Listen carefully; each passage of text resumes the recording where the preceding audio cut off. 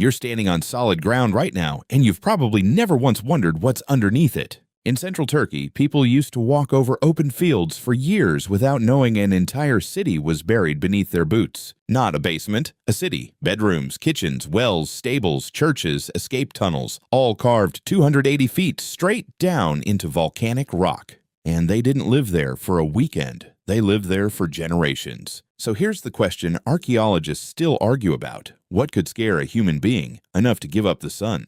This place is called Derinkuyu, and at its deepest point, it drops the height of a 28-story building, dug entirely by hand, using fire-hardened picks in total darkness. At its peak, some estimates put the population inside at over 20,000 people, complete with food storage, ventilation, and wells dug so deep that poisoning the water from above was nearly impossible. Nobody agrees on who started digging first. The oldest layers stretch back thousands of years, expanded generation after generation by people who inherited the tunnels and just kept going deeper. So why go down at all? Because the surface world wasn't the peaceful postcard people imagine. It was raiders arriving at dawn with no warning. It was armies that didn't announce themselves. A village above ground has one weakness that can never be fixed. It can always be seen. An underground city erases that weakness completely. You could march an army directly over 20,000 people and never know they were there. The enemy expects a target. Instead, they find nothing. That's not just hiding. That's a weapon built out of absence. But surviving underground meant redesigning survival itself.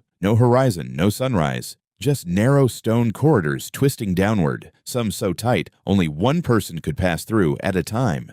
That wasn't an accident. It meant one defender could hold off dozens of attackers because only one enemy could reach them at once. Behind certain corridors, massive circular stone doors, some weighing hundreds of pounds, could seal a passage shut from the inside in seconds, nearly impossible to force open from outside. Ventilation shafts pulled fresh air down through multiple levels with zero machinery, just angled stone perfected over generations. Storage rooms kept grain stable. Underground wineries fermented at constant temperature. This wasn't a group waiting out a storm. This was infrastructure, a second civilization built downward instead of up. Here's the part that should unsettle you. Derinkuyu isn't unique. Archaeologists have mapped hundreds of structures linked by tunnels stretching for miles, which raises an uncomfortable idea. Maybe danger was frequent enough that living underground simply became the default. And it wasn't only Turkey. In parts of China, families lived in cave homes for centuries. In Tunisia, communities dug down to escape heat that could kill. In Australia today, one town's residents still live underground for the same reason: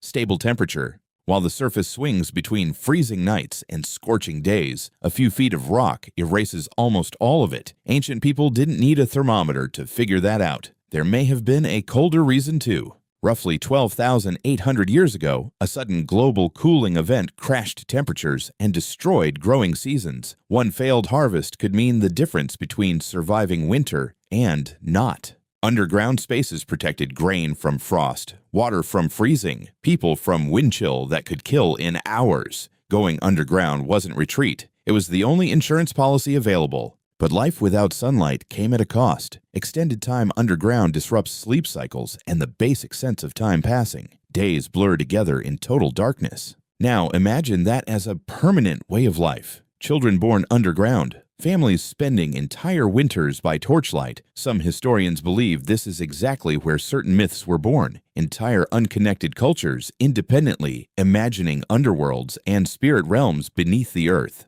The Greeks placed Hades below the surface. Norse legends had dwarves forging weapons in the dark beneath mountains. Across completely unconnected civilizations, the same idea kept surfacing. What's beneath us is different, sacred, dangerous, important. One detail still stops archaeologists cold. One of Derinkuyu's main ventilation shafts runs over 180 feet, carrying breathable air through multiple sealed levels without a single moving part. No electricity, no machinery. Just precisely angled stone refined across generations. This wasn't a hole in the ground. It was an engineered survival machine, built by people history often dismisses as primitive. Which brings us to the real question. Why 280 feet? Why not stop at 50? Because depth is protection. The deeper you go, the more stable the temperature, the less sound travels, the harder it becomes for an enemy to reach you even after finding the entrance. An invading force might break into the upper tunnels and never find the deepest chambers, sealed behind stone doors and corridors built to slow an army one person at a time. These cities function like ancient submarines, self-contained, defensive, built to outlast chaos on the surface. That instinct never fully left us. Subway stations became bomb shelters during modern wars. Bunkers still get built today by people convinced the surface is about to turn dangerous again. Something in the human brain still recognizes underground as safety, thousands of years after it stopped being a daily necessity. And darkness didn't only protect ancient humans, it seemed to unlock something in them.